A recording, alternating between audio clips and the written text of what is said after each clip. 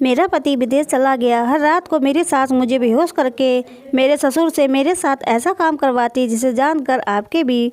मेरा पति शादी के बाद ही देश से बाहर चला गया तो मेरी सास सारा दिन मुझे उल्टी सीधी बातें सुनाती और मुझे ताने दिया करती थी। लेकिन मेरे ससुर के आते ही मेरी सास मेरे कमरे में आ जाती और मेरे हाथ पैर दबाकर मेरी सेवा करने लगती। मुझे तभी नींद आ जाती। सुबह होते ही जब मैं कमरे से बाहर आती तो मेरे ससुर मुझे बहुत ज़्यादा पैसे देते और कहते कि ये तुम्हारा इनाम है।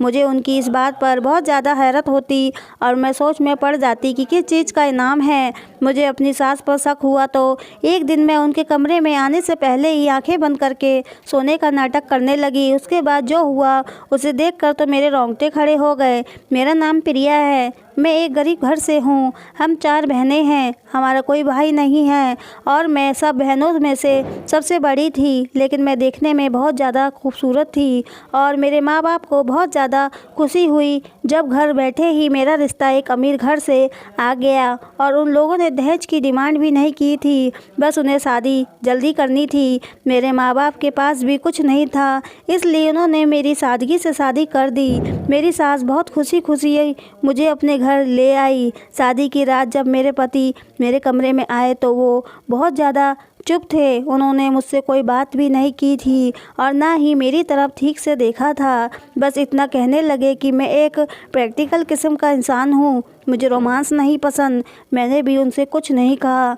मैंने सोचा कि समय के साथ साथ मैं उनको जान जाऊंगी। मेरी सास और ससुर का बर्ताव मेरे साथ बहुत अच्छा था, लेकिन शादी के कुछ दिनों बाद ही मेरा पति विदेश चले गया। उनके जाने के बाद मुझे पता चला कि मेरी सास एक बहुत खतरनाक औरत है। अब वो सारा दिन मुझसे घर का काम करवाती रहती थी। मैं सारा दिन घर के कामों में लगी रहती और मेरी सास मेरे हर काम में कमी निकालती। उनका ये बर्ताव मेरे साथ तब शुरू हुआ था जब मेरा पति काम के लिए विदेश चला गया था। मेरे पति के सामने मेरी सास मेरे साथ बहुत अच्छे से रहती थी। मेरी शादी को अभी कुछ ही महीने हुए थे और इन दिनों में मैं समझ गई थी ससुराल वाले बहुत संगदिल है और दाकियानूसी किस्म के इंसान हैं। मेरी सास ने मेरे पति के जाने के बाद किसी बहाने से नौकरानी को घर से निकाल दिया और कहने लगी कि वो सफाई से काम नहीं करती है।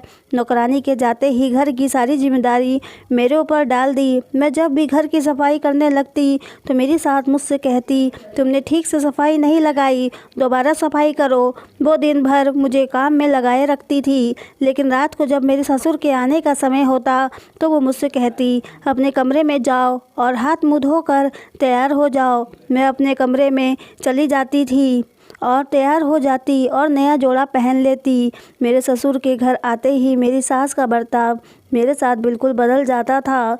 वो मुझसे कहती कि मैं तुम्हारे लिए खाना लेकर आती हूँ। जब मैं उनसे कहती कि आप रहने दें, मैं खुद ले लूँगी, तो वो मुझसे कहती कि तुम मेरी बहू नहीं बेटी हो, मैं तुम्हारे लिए खाना लेकर आती हूँ। मैं उनका ये रवैया समझ नहीं पा रही थी। मेरी सास के 2 रूप थे, एक मेरे ससुर के सामने और एक उसके जाने के बाद। दिन में तो वो एक जालिम सास की तरह रहती थी और शाम को जब मेरे ससुर काम से घर वापस आते तो वो मेरे आगे पीछे घूमने लगती थी, मुझे चाय बनाकर देती। मैं नहीं जानती थी कि इस बात के पीछे क्या राज था, लेकिन जब वह राज मेरे सामने खुला तो मेरे पैरों तले से ज़मीन निकल गई। वो मेरे ससुर के आते ही मुझ पर मेहरबान हो जाती। एक दिन तो उन्होंने ऐसा काम किया कि मैं दंग रह गई। रात को वह मेरे कमरे में आ गई और मुझसे कहने लगी, तुम थक जाती हो, सारा दिन काम में लगी रहती हो ना, चलो मैं तुम्हारे पैर दबा दूं। ये सुनकर तो मैं हैरान परेशान हो गई। मैं अपनी सास को हैरत से देखने लगी। मैंने कहा, नहीं नहीं, आप ये क्या कह रही हैं, मुझे कुछ नहीं हुआ है, मैं बिल्कुल ठीक हूँ, मैं आपसे अपने पैर नहीं दबा सकती। लेकिन उन्होंने मेरी कोई बात नहीं सुनी और मेरे पैर दबाने लगी। मुझे उनकी इस बात से बहुत शर्म महसूस हो रही थी। फिर वो तेल लेकर आ गई और मेरे पैर पर लगाने लगी। मुझे बहुत बुरा लग रहा था। मैंने उन्हें बहुत बार मना किया कि आप मेरे से बड़ी हैं, मैं आपसे मालिश नहीं करवा सकती। लेकिन वो तो ज़बरदस्ती मेरे पैर पकड़कर उस पर तेल लगाने लगती। वो इतनी अच्छी मालिश करती थी, कुछ ही देर में मेरी सारी थकान मिट जाती और मैं गहरी नींद में सो जाती थी। मैं सारी रात सोती रहती। सुबह जब मेरी आँख खुली तो मैं बहुत थकान महसूस कर रही थी। मेरा पूरा बदन दर्द से कराह रहा था और ऐसा महसूस हो रहा था कि मैंने सारी रात बहुत मेहनत का काम किया हो, जबकि तेल की मालिश के बाद तो सुकून मिलना चाहिए। लेकिन मेरे साथ अजीब ही हो रहा था। जब मैं कमरे से बाहर आई तो ससुर मुझे देखकर मुस्कुराने लगे। मुझे उनको देखकर बहुत हैरत हुई। मैं सोचने लगी, पता नहीं ये क्यों मुस्कुरा रहे हैं। फिर जो सवाल उन्होंने मुझसे किया वो सुनकर तो मैं दंग रह गई। वो मुझसे कहने लगे कि तुम्हें रात को नींद तो अच्छे से आई थी। मुझे उनका ये सवाल बहुत अजीब लग रहा था, क्योंकि मैंने तो कभी किसी से नींद न आने की कोई शिकायत नहीं की थी। लेकिन मैंने आहिस्ता से उनकी बात का जवाब दिया और कहा कि जी, मैं आराम से सो गई थी। यहाँ एक और अजीबोगरीब बात आज मैंने देखी थी कि मेरी सास कभी मेरे ससुर के कमरे में नहीं सोती थी, हमेशा अपने अलग कमरे में सोती थी। अपने ससुर के पास तक बैठे हुए भी मैंने नहीं देखा था। उन्हें कभी एक दूसरे से बात करते भी नहीं देखा था।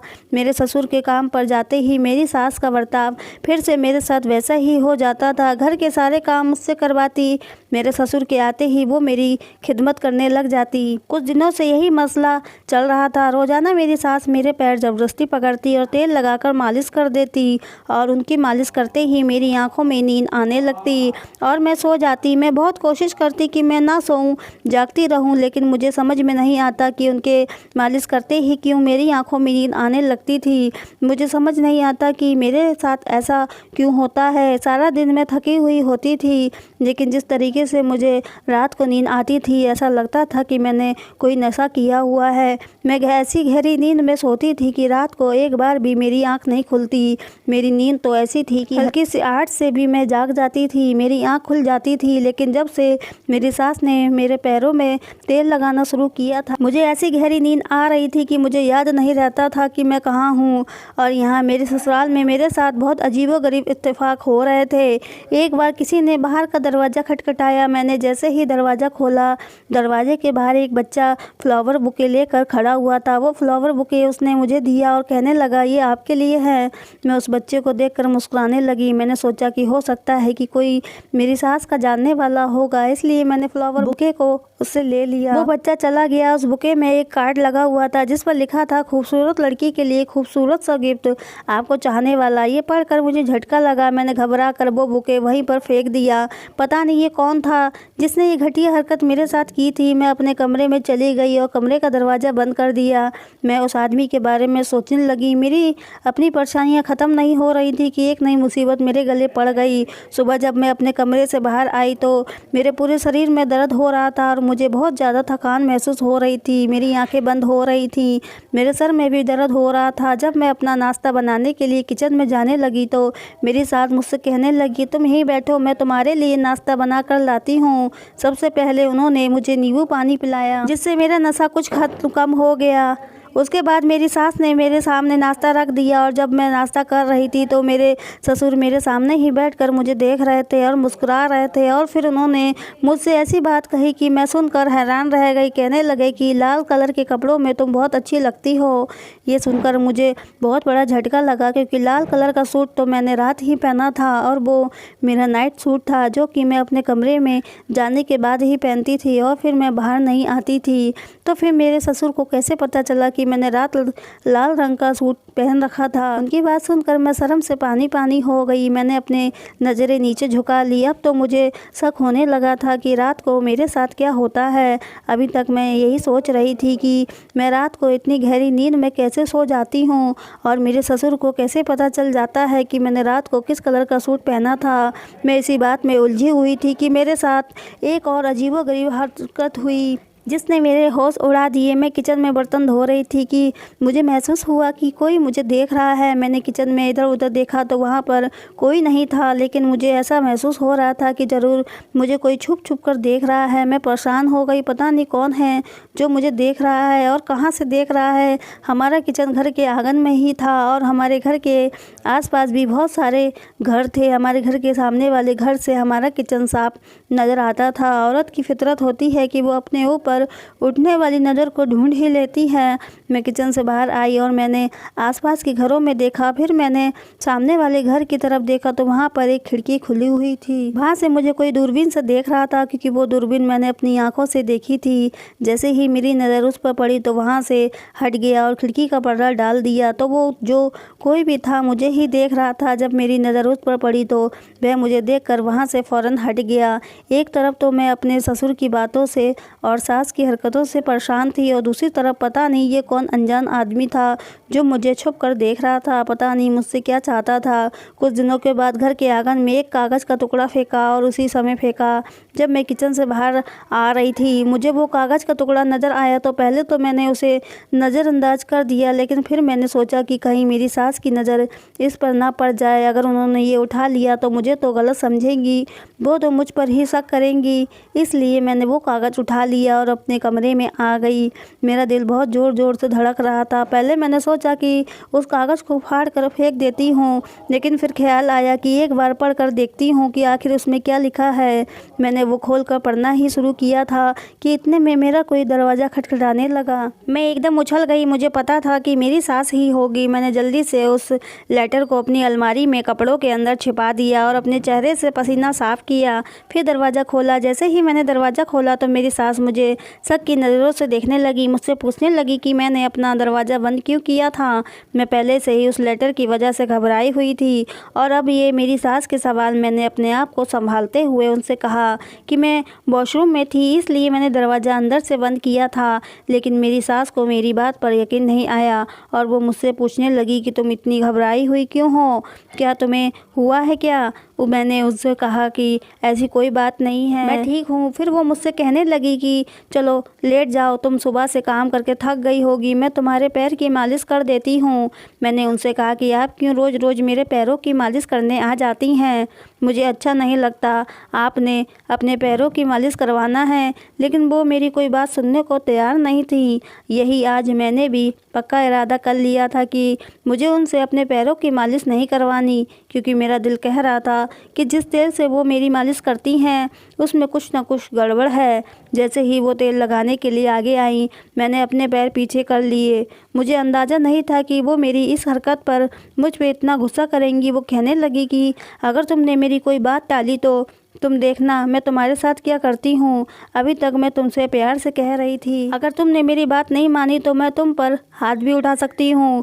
मुझे उनकी बात सुनकर डर लगने लगा। मैंने अपने पैरों को आगे कर दिया और वो मेरे पैरों की मालिश करने लगी। हर बार की तरह उनके मालिश करते ही मुझे गहरी नींद आ गई। मैं अपनी ज़िंदगी से बहुत ज़्यादा परेशान हो गई थी। सुबह जब उठकर अपने कमरे से बाहर आती तो मेरे ससुर के सवाल मुझे परेशान करने लगे थे। कभी वो मुझसे कहते कि तुम आज बहुत खूबसूरत लग रही हो, तो कभी कहते कि तुम्हारे खुले हुए बाल बहुत अच्छे लगते हैं। मुझे उनकी ये बातें बहुत ज़्यादा परेशान कर रही थी, लेकिन मैं किसी से कुछ कह नहीं सकती थी। कभी कभी तो मैं अपने कमरे में जाकर रोने लगती। जब से मेरा पति विदेश गया था एक बार भी मेरी खबर नहीं ली थी। मेरे पास मोबाइल भी नहीं था जो मैं उससे कांटेक्ट कर लेती। जब मैं अपनी सास से कहती कि मेरे पति से मेरी बात करा दे तो वो मुझसे कहती कि वो काम में लगा हुआ है, अभी तुमसे बात नहीं कर सकता। मेरी शादी को 4 महीने हो चुके थे, लेकिन मेरे पति ने अभी तक एक बार भी मुझसे बात नहीं की थी। शाम को जब मैं सब काम से फ्री होकर अपने कमरे में आती तो सोचने लगती, पता नहीं मेरे पति कैसे इंसान हैं कि मुझसे बात भी नहीं करते, क्या उन्हें कभी मेरा ख्याल नहीं आता। ये सब सोच रही थी कि अचानक से मुझे उस लेटर का याद आ गई। मैंने उठकर अपने कमरे का दरवाज़ा बंद किया और अलमारी से वो लेटर लेकर पढ़ने लगी। उसे पढ़कर तो मेरे होश उड़ गए। उसमें लिखा था कि वह मेरे बारे में सब कुछ जानता है और मैं मुझे कुछ बताना चाहता है, और उसमें ये भी लिखा था कि वो मुझे पसंद करता है। मैं बहुत बड़ी मुसीबत में फंस चुकी थी। वो कह रहा था कि वह मुझे हर समय अपनी खिड़की से देखता रहता है और उसे मेरी हालत पर बहुत तरस आता है। उसकी बातें पढ़कर तो मैं सोच में पड़ गई थी कि वो मेरी हालत के बारे में कैसे जानता था। उसे कैसे पता चला कि मैं किस मुसीबत में हूँ।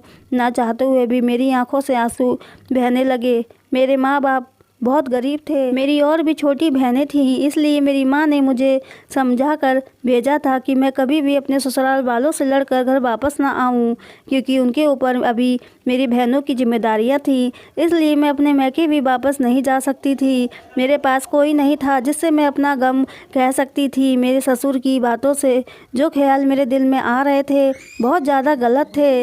इस समय मैं बहुत तकलीफ़ में थी, और जो कोई भी मेरी परेशानी समझ लेता और दो बोल मुझे तसल्ली के बोल देता, उसे मैं अपना समझ लेती। ना चाहते हुए भी मैं किचन से बाहर निकलकर आंगन में खड़ी हो गई और उस खिड़की की तरफ देखने लगी। सामने खिड़की का पर्दा हटा हुआ था तो वो आदमी दूरबीन से मुझे देख रहा था। मैंने अपने आंसू साफ किए और अपने कमरे में चली गई। ऐसी हालत में मुझे अपने पति की बहुत ज़्यादा ज़रूरत थी, लेकिन वो मेरे पास नहीं था। वो तो शायद मुझे भूल ही गया था। अगले दिन फिर मुझे एक कागज़ का टुकड़ा आंगन में पड़ा हुआ मिला। मैंने वो उठाकर पढ़ा तो उसमें लिखा हुआ था कि रात को अपनी छत पर आना, लेकिन मैं रात में छत पर नहीं जा सकती थी। मैं बहुत बड़ी मुसीबत में फंस चुकी थी। मेरी सास तो रात को भी मेरा पीछा नहीं छोड़ती थी। एक बार जब मैं अपनी सास के कमरे की सफाई कर रही थी तो मैंने उनकी अलमारी खुली हुई देखी। मैं उनकी अलमारी की तरफ बढ़ी। जैसे ही मैंने उनकी अलमारी खोली, एक फ़ाइल आकर मेरे पैरों में गिर गई। मैंने वो फ़ाइल उठाकर देखा तो उसमें घर के कुछ कागजात थे और एक तलाकनामा भी था। अभी मैंने उसे पढ़ा ही नहीं था, मैं सिर्फ उसे देख ही रही थी कि इतने में मेरी सास कमरे में आ गई। उसने मेरे हाथ से वो फ़ाइल छीन ली और गुस्से से मुझसे बोली कि तुम मेरी अलमारी की तलाशी ले रही हो। मैंने कहा नहीं, मैं तो सिर्फ सफाई कर रही थी। आपकी अलमारी खुली हुई थी तो मैं बंद करने के लिए गई थी। ये फ़ाइल तो खुद ही मेरे पैरों पर आके गिर गई थी। वो कहने लगी कि ये मेरी फ़ाइल है, तुम जाओ यहाँ से। मैं कमरे से बाहर आ गई। मैं सोचने लगी कि मेरी सास ने अपना कमरा अलग कर रखा है और मेरे ससुर को भी अपने करीब नहीं आने देती। मेरे दिल में ये ख्याल आने लगा कि शायद मेरी सास और ससुर का तलाक हो चुका है और मेरी सास ने ये बात मुझसे छुपाना चाहती हैं। लेकिन अगर ऐसा होता तो वह इस घर में कैसे रह सकती थी। मैं जितना अपनी सास और ससुर के बारे में सोचती उतना ही उलझ कर रह जाती। आज रात मैंने सोच ही लिया था कि मैं अपनी सास से अपने पैरों की मालिश नहीं करवाऊंगी, इसलिए मैंने अपने पैरों पर पहले से ही वैसलीन लगा लिया था ताकि वह मेरे पैरों में असर ना करे और उसका नशा मेरे ऊपर ना चढ़े। रात को जैसे ही मेरी सास तेल लेकर मेरे पैरों की मालिश करने के लिए आई तो उनके तेल लगाते ही मैं सोने का नाटक करने लगी। उन्हें लगा कि मैं सो गई हूँ तो वह मेरे कमरे से बाहर चली गई। कुछ देर बाद मेरे ससुर मेरे कमरे में आ गए और मेरे कमरे का दरवाज़ा अंदर से बंद कर दिया। मैं सोच भी नहीं सकती थी कि मेरे साथ ये सब घटिया काम किया जा रहा है। जैसे ही मेरे ससुर मेरे पास आए तो मैं घबरा कर उठ कर बैठ गई। मुझे जागता हुआ देखकर मेरा ससुर पीछे हट गया। मैंने उससे कहा कि आपको शर्म नहीं आती मेरे साथ ऐसा गंदा व्यवहार करते हुए। मेरी सास भी मेरे कमरे में आ गई। वो भी मुझे जागता हुआ देखकर हैरान होने लगी। मैंने अपने ससुर से कहा कि मैं आपकी बेटी जैसी हूँ और आप मेरे साथ ये पाप कर रहे हैं। वो अपनी नज़रें झुकाकर कहने लगे कि मैंने तुम्हारे साथ कभी कोई गलत काम नहीं किया है। मैं यहाँ सिर्फ तुम्हें देखने के लिए आता हूँ। तुम मुझे बहुत अच्छी लगती हो, मैं तुमसे शादी करना चाहता हूँ। उनकी ये बात सुनकर मेरा दिल किया कि मैं उनका गला दबा दूं। मैंने कहा आपको बिल्कुल भी शर्म नहीं आ रही है ऐसी बात करते हुए? मैं आपके बेटे की पत्नी हूँ। इस बात पर मेरी सास ने मेरे ससुर को कमरे से बाहर भेज दिया और मुझसे कहने लगी, कौन सा बेटा और किसकी पत्नी? वो तो कब का तुम्हें छोड़कर जा चुका है। मैंने उससे तुम्हारी शादी इसी शर्त पे करवाई थी कि वो तुम्हारे साथ नहीं रहेगा। वो तो बाहर विदेश में ही शादी कर चुका था, लेकिन मुझे अपने घर में एक मुफ्त की नौकरानी चाहिए थी, इसलिए मैंने ऐसा घर ढूंढा कि जिसके घर वाले अपनी बेटी को ससुराल वालों की हर जाति सहने का मशवरा देते हों। तुम्हारे माँ बाप भी ऐसे ही थे, इसलिए मैंने अपनी बेटी की शादी तुमसे करवा दी और जब वो वापस जाने लगा तो तुम्हारे लिए वो डिवोर्स पेपर छोड़ कर गया था। और ये बात मैंने तुम्हें इसलिए नहीं बताई क्योंकि मैं तुम्हारे बारे में कुछ और सोच चुकी थी। अब मेरा पति तुम्हारा ससुर नहीं है। तुम्हारी शादी अपने पति से करवा दूंगी। मेरे पति की दिमागी हालत ठीक नहीं है, वो जो चाहता है वही करता है। सारी ज़िंदगी उसने मुझे मारा पीटा और अब तुम उसे पसंद आ गई हो। मैं तुम्हारी शादी उससे करवा दूंगी और अपनी ज़िंदगी सुकून से गुजारूंगी। ज़िंदगी भर जो तकलीफ़ उसने मुझे दी है अब वो तुम सहोगी और तुम्हारे पास वापसी का भी कोई रास्ता नहीं है। ये कहकर मेरी सास मेरे कमरे से चली गई। मेरा पति मुझे तलाक दे चुका था और मुझे इस बात की कानों कान खबर भी नहीं थी। अब मैं इस घर में कैसे रह सकती थी? मैं किसी भी सूरत में इस घर में नहीं रहूँगी। मुझे सारी ज़िंदगी की गुलामी और तकलीफ़ बर्दाश्त नहीं करनी। मैंने अपने सामान उठाया और अपने कमरे से बाहर निकलने लगी। जैसे ही मैंने दरवाज़ा खोलने की कोशिश की तो दरवाज़ा बाहर से लॉक था। मैंने दरवाज़ा खटखटाया तो मेरी सास कहने लगी कि जब तक मैं तुम्हारी शादी अपने पति से नहीं करवा देती तुम इस कमरे में ही बंद रहोगी। ये सुनकर मेरे पैरों तले से ज़मीन निकल गई।